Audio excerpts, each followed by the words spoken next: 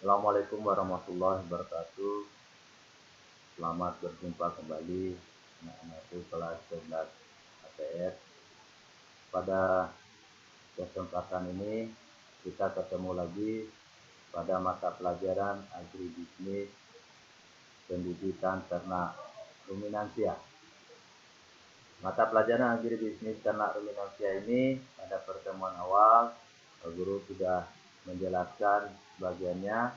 Kemudian pokok bahasan apa yang akan kita pelajari sudah sebagian Pak Guru jelaskan. Baik, untuk pertemuan pertama ini kita akan membahas berkaitan dengan menerapkan persiapan kandang dan peralatan agribisnis pendidikan ternak ruminansia. Apa tujuan pembelajaran ini adalah setelah mengikuti pembelajaran ini, siswa mampu mengidentifikasi kandang sapi potong dan peralatannya dengan hasil yang benar.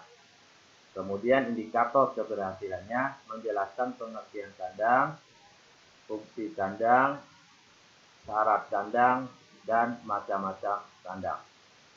Mengidentifikasi alat dan bahan untuk kegiatan kandang sapi potong dan memahami prinsip dasar perkandangan sapi potong. Sekarang kita lihat kandang pembibitan ternak ruminansia. Untuk kandang yang sebelumnya sudah pernah disinggung baik di kelas 1 maupun pada mata pelajaran yang lain di kelas 2 ini, bahwa kandang itu harus memenuhi persyaratan kesehatan ternak. Karena kalau kandang itu tidak sehat, tentunya akan mempengaruhi kondisi ternak itu sendiri. Ternak yang sakit itu karena salah satu faktornya itu adalah kandang yang tidak sehat.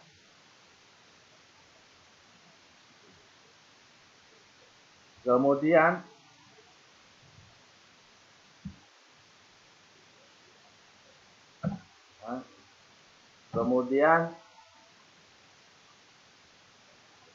mempunyai ventilasi yang baik. Apa itu ventilasi? Ventilasi ini adalah bagian daripada bangunan kandang, tempat di mana keluar masuknya udara di dalam kandang. Nanti bisa lihat di mana posisi ventilasi pada slide-slide berikutnya. Kemudian efisiensi di dalam pengelolaannya, mudah di dalam menangani ternak, misalnya ternak yang sakit mudah ditangani, kemudian mudah di dalam pengelolaan pemberian makanannya, dan efisien di dalam memberikan makanan dan sebagainya. Kemudian melindungi ternak dari pengaruh iklim. Misalnya iklim ini pada saat musim hujan, iklim hujan, panas ataupun hujan. Pada saat musim hujan, ya, ternak itu tidak terpengaruh dengan adanya hujan karena berada di dalam kandang. Demikian pada saat musim panas. Kemudian keamanan dari pencuri. Ternak kalau dikandangkan akan terjamin dari kecurian serta tidak berdampak negatif terhadap lingkungan sekitar. Jadi ternak itu kalau tidak dikandangkan akan keliaran, kemudian membuang kotoran sembarangan, kemudian mengganggu tanaman-tanaman di sekitar kalau ternak itu tidak dikandangkan. Kemudian berikutnya konstruksi kandang harus kuat dan tahan lama. Ini artinya bahwa sebelumnya konstruksi itu adalah bagian daripada bangunan kandang. Bagiannya itu misalnya ada kerangka kandang, ada atap kandang, ada dinding kandang, kemudian ada lantai kandang. Nah, semua bagian-bagian bangunan itu atau konstruksinya itu harus kuat dan tahan lama. Penataan dan perlengkapan kandang hendaknya dapat memberikan kenyamanan kerja bagi petugas di dalam proses seperti memberi makan, kebersihan, pemeriksaan birahi, dan penanganan kesehatan. Baik, selanjutnya kita lihat berkaitan dengan persyaratan lokasi. Apa itu lokasi? Lokasi itu adalah tempat di mana kandang itu berada. Jadi ini berhasilnya suatu usaha tergantung juga daripada lokasi tempat di mana kandang itu berada. Nah, lokasi yang bagaimanakah yang diperlukan di dalam kita membangun kandang? Lokasi yang ideal untuk membangun kandang itu adalah daerah yang letaknya cukup jauh dari pemukiman penduduk. Jadi karena itu tidak berada dalam lingkungan pemukiman penduduk, tetapi dia di luar daripada pemukiman penduduk. Nah, di luar daripada pemukiman harus memenuhi syarat juga mudah untuk dicapai. Dalam artiannya dia jauh dari pemukiman tetapi mudah kita melakukan kegiatan di dalam lokasi kandang itu sendiri. Kandang harus terpisah dari rumah tempat tinggal. Kenapa harus pisah? Nah, ini akan mengganggu ketentraman daripada orang yang ada di dalam rumah atau tempat tinggal. Dengan jarak minimal 10 meter dari tempat tinggal. Jadi kandang itu tidak boleh berdekatan atau berada dalam pemukiman, tetapi harus di luar daripada pemukiman tempat tinggal penduduk dengan jaraknya lebih kurang 10 meter dari tempat pemukiman penduduk. Dan lokasi juga itu harus bisa mendapatkan sinar matahari, terutama sinar matahari pagi, karena sinar matahari itu bermanfaat baik untuk ternak maupun untuk kandang. Nah, sinar matahari itu dimanfaatkan oleh ternak itu untuk mendapatkan terutama vitamin D. Ya. Ini kalau vitamin D diperoleh oleh ternak, ya, memberikan manfaat terhadap proses pertumbuhan tulang daripada ternak.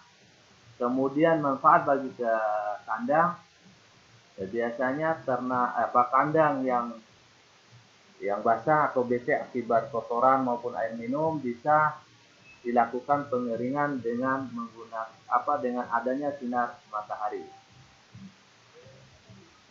Kemudian berikutnya beberapa pertimbangan dalam pemilihan lokasi kandang antara lain adalah tersedianya sumber air untuk minum.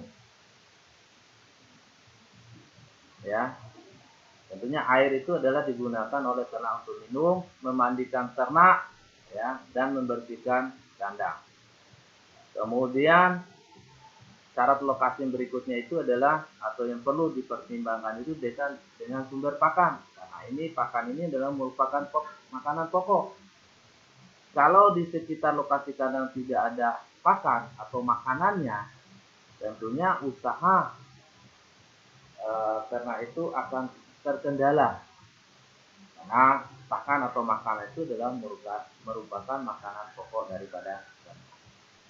Kemudian transportasi mudah, keluar masuknya ternak, keluar masuknya peternaknya, ya, terutama untuk pengadaan pakan dan pemasaran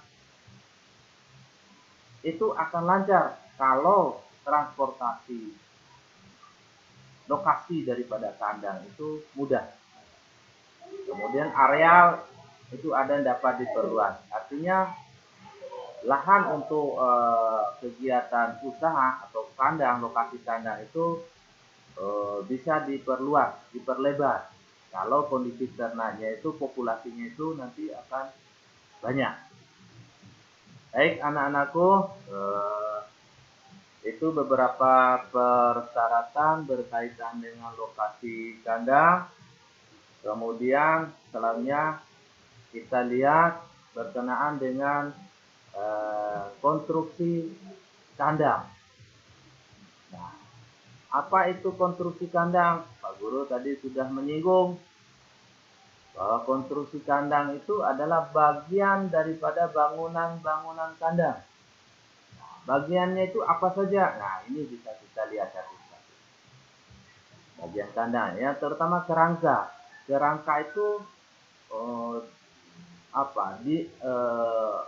fondasi atau fondasi daripada kandang. Nah, kerangka kandang ya, bisa dibuat dari bahan besi, kemudian besi beton, kayu, ataupun bambu, disesuaikan dengan tujuan dan kondisi yang ada. Kalau di sekitar kandang itu hanya ada bambu, berarti kerangkanya kita menggunakan bambu. Kalau tidak ada bambu, pakai kayu. Kalau tidak ada kayu ataupun bambu, pakai besi dan seterusnya. Kemudian bahan kandang hendaknya sesuai dengan kemampuan ekonomi dan tujuan usaha. Jangan dipaksakan. Ya. Kalau kondisi keuangannya terbatas, ya itu kita jangan memaksa untuk membeli bahan yang mahal. Ini kemampuan ekonomi. Tapi harus cari bahan yang semurah mungkin, tetapi mempunyai kualitas. Yang berikut berkaitan dengan lantai. Lantai kandang harus kuat, ya, tahan lama, kemudian tidak licin dan tidak terlalu kasar. Kalau kandang itu licin misalnya, memudahkan ternak itu terpeleset. Ya. Dan kalau tidak lantai kandang itu kasar, yang memudahkan terjadinya luka pada ternak. Nah, ini harus diperhatikan berkaitan dengan persyaratan lantai daripada kandang. Kemudian mudah dibersihkan dan mampu menopang beban yang ada di atasnya. Ini maksudnya kalau kandang itu berupa kandang panggung, ya. Jadi harus bisa dibuat sekuat mungkin untuk bisa menampung ternak yang ada di dalam kandang tersebut. Nah, kalau kandang panggung itu biasanya untuk ternak yang kecil. Kalau menggunakan ternak yang besar dengan sistem kandang panggung, nah ini kandang itu akan mudah roboh nanti. Lantai kandang dapat berupa tanah yang dipadatkan. Nah, ini berkaitan dengan lantainya. Bagi apa saja bahan lantai kandang itu? Tanah yang dipadatkan, beton atau kayu yang kedap air, mudah menyerap air.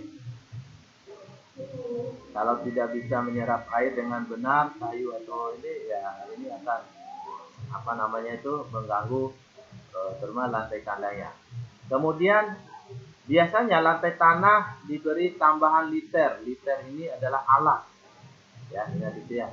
Alas daripada lantai berupa serbuk, gergaji atau sekam dan bahan lain seperti kapur, ya, atau dolomit sebagai dasar alas.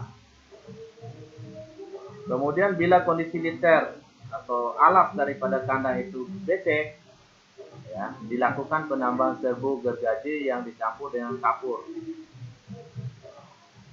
Ini antisipasi kalau kandang itu dengan menggunakan liter atau alas itu becek, ya kita tambah, ya, serbuk gergaji dengan dicampur kapur. Kemudian lantai kandang berupa beton atau kayu sebaiknya dibuat miring ke belakang.